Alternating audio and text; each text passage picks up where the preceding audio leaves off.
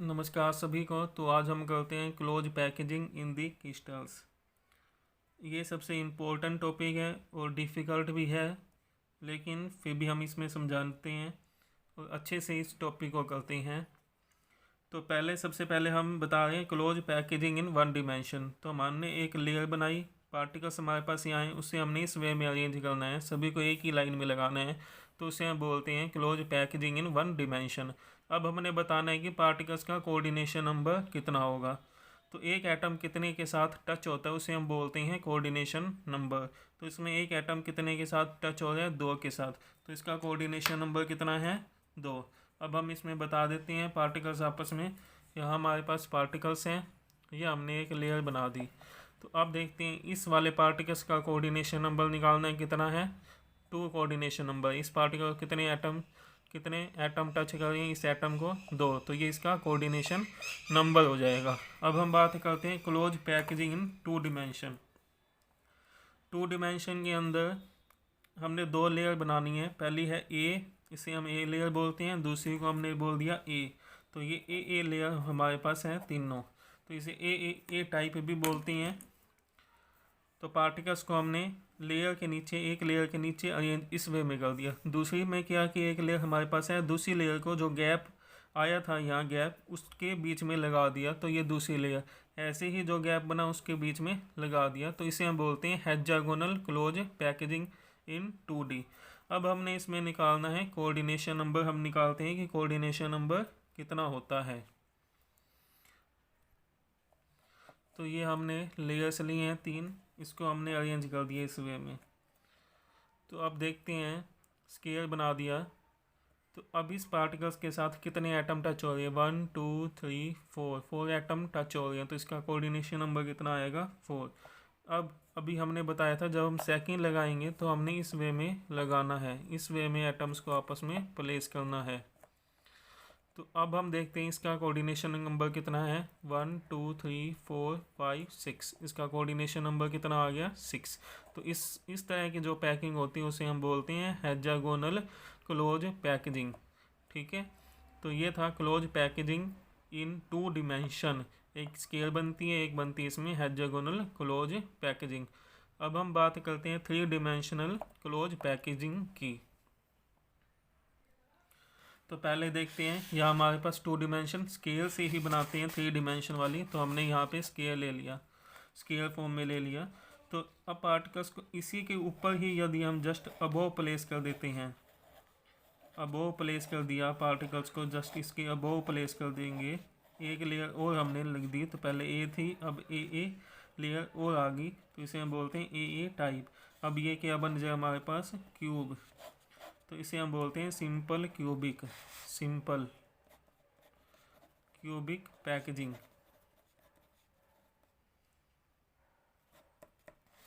Packing. तो अब हम इसे देखते हैं पहले स्केल वाले को।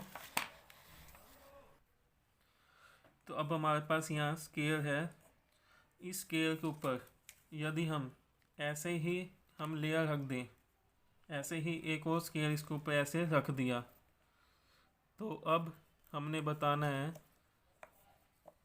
Coordination number of the particles.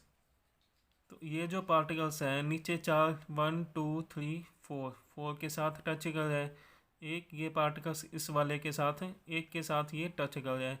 तो टोटल ये कितने के साथ टच कर रहा है, ये 5 के साथ। लेकिन ऐसे ही एक लेयर इसके नीचे होगी, ऐसी वाली एक लेयर इसके नीचे होगी। तो टोटल ये पार्टिकल्स कितने एटम्स के साथ में टच कर रहा है, 6 के साथ में। तो इसका कोऑर्डिनेशन नंबर कितना हो जाएगा, 6। तो सिंपल क्यूबिक पैकेजिंग के अंदर कोऑर्डिनेशन नंबर कितना होता है, 6। तो इसके बाद हम बात करते हैं 3 डिमेंशनल हेक्सागोनल क्लोज पैकेजिंग की। हेक्सागोनल से 3 डिमेंशनल क्लोज पैकेजिंग हम कैसे बता पाते हैं। तो हमारे पास यहाँ है, पहले हमने वही लिया 2 डिमेंशन। तो इससे हमारे पास एक यहाँ वॉइड्स बना, एक यहाँ वॉइड्स। तो ये जो वॉइड्स बनते हैं इस वे में, तो ये जो वॉइड्स बने ये ट्रायंगुलर फॉर्म में वॉइड्स बनी हैं। अब यदि हम इसके ऊपर लेयर प्लेस कर दें, जैसे हमने यहाँ की थी लेयर प्लेस कर दी थी, लेयर प्लेस की थी, अब हम इसके ऊपर लेयर प्लेस करना चाहते हैं। तो अब हमारे पास दो ऑप्शन है, या तो हम एटम को यहाँ रखें इस वाले के ऊपर, या हम इस वाले के ऊपर रख दें। तो यदि हम एटम को इस वाले के ऊपर रख देते हैं, ये पूरा एटम है, यहाँ देख रहे हो, इसके हमने ऊपर रख दिया और इनको हमने आपस में अरेंज कर दिया, तो हम यहाँ देखते हैं हमारे पास यहाँ पे एक नया वॉइड्स बनता है, एक वॉइड्स हमारे पास यहाँ बनता है। इस वॉइड्स को हम बोलते हैं, 3 पार्टिकल्स नीचे 3 ऊपर हैं, इसे बोलते हैं ओक्टाहेड्रल। और यहाँ पे जो वॉइड्स बना उसे हम बोलते हैं टेट्राहेड्रल। तो पहले हम इतना ही करते हैं, इसी को ही देखते हैं, उसके बाद आगे इसमें बताएंगे।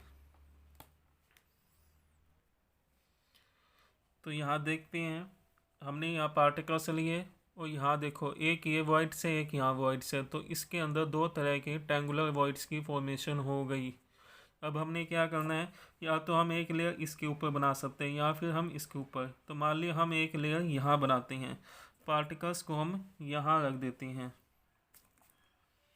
इस वे में हमने पार्टिकल्स रखने हैं। तो यहाँ देखते हैं एक ग्रीन बॉल नीचे दिखाई दे रही है, 3 ऊपर, तो ये जो वॉइड्स है वो टेट्राहेड्रल वॉइड्स बनता है। अब इसी को यदि हम देखते हैं यहाँ देखें तो इस वाले वॉइड्स में 3 बॉल नीचे दिखाई दे रही है और 3 ही बॉल यहाँ ऊपर दिखाई दे रही है। तो ये जो वॉइड्स बनेगा इसको हम ओक्टाहेड्रल वॉइड्स बोलेंगे। अब हमने क्या करना है, एक और लेयर हमने इसके ऊपर प्लेस करनी है। तो एक और लेयर हम कैसे प्लेस कर सकते हैं, या तो हम इस वॉइड्स को कंप्लीट कर दें, इस वॉइड्स के ऊपर लगा दें, या फिर ये जो वॉइड्स हैं इसके ऊपर। यदि हम इसी के ऊपर लगाएंगे तो नीचे जो लेयर थी उसी के ऊपर जो पार्टिकल है वो बिल्कुल सेम आ रहा है, पार्टिकल क्या आ रहे हैं, सेम। तो इसे हम बोलेंगे ए टाइप लेयर। अब यदि हम इसके ऊपर पार्टिकल्स लगाते हैं यहाँ, तो ये जो लेयर ऊपर वाली जो लेयर बनेगी वो लेयर डिफरेंट बनेगी, तो इसे हम बोलेंगे ABC लेयर, क्योंकि तीनों लेयर यहाँ पे डिफरेंट बन रही है। यहाँ पे लेयर क्या बन रही थी, यदि हम इस वाले वॉइड्स को लगाते हैं तो लेयर सेम बनती है, इसलिए हम इसको बोलते हैं AB टाइप, इसे हम बोलते हैं ABC टाइप्स।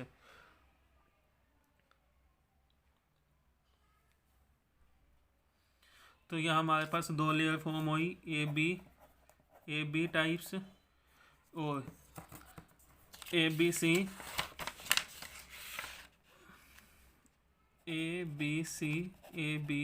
टाइप। ABC को हम बोलते हैं क्यूबिक क्लोज पैकेजिंग बोला जाता है इसको। तो ये जो इस तरह की जो पैकेजिंग होती है ABC टाइप वाली, जिसमें तीनों साइड्स अलग अलग होती हैं, तीनों लेयर्स अलग अलग होती हैं, उसे हम क्यूबिक क्लोज पैकेजिंग बोलते हैं। और AB टाइप्स वालों को हम क्या बोलते हैं, AB वालों को हम बोलते हैं हेक्सागोनल क्लोज पैकेजिंग इन 3 डिमेंशन में हेक्सागोनल क्लोज पैकेजिंग बोला जाता है।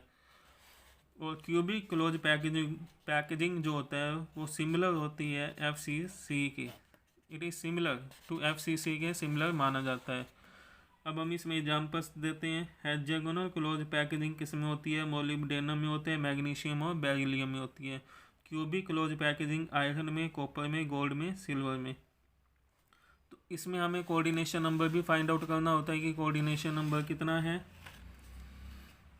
तो कोऑर्डिनेशन नंबर के लिए जो हम लेते हैं, पहले हमने ये लिया एटम, इस एटम के साथ नीचे कितने एटम हैं, 6 एटम इसके साथ अटैच हैं।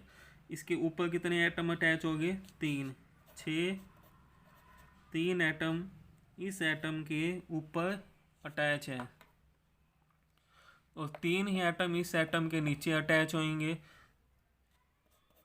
तो टोटल इसके अंदर कोऑर्डिनेशन नंबर कितना होता है, 12।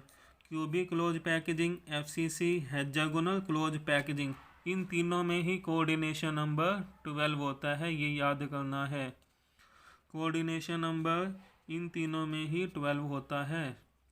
लेकिन बीसीसी में कोऑर्डिनेशन नंबर पहले हमने बता दिया था कितना होता है। बीसीसी में कोऑर्डिनेशन नंबर 8 होता है। और सिंपल में कितना है? सिंपल क्यूबिक में कोऑर्डिनेशन नंबर 6 है। स्केयर 2 डिमेंशन स्केयर में कोऑर्डिनेशन नंबर कितना होता है? 4 होता है। 1 डिमेंशन में कोऑर्डिनेशन नंबर कितना होता है? 2 होता है। इसके अंदर हमसे कोऑर्डिनेशन नंबर के बारे में क्वेश्चन पूछा जाता है कि SCC hexagonal close packing, cubic close packaging में कितना कोऑर्डिनेशन नंबर होता है।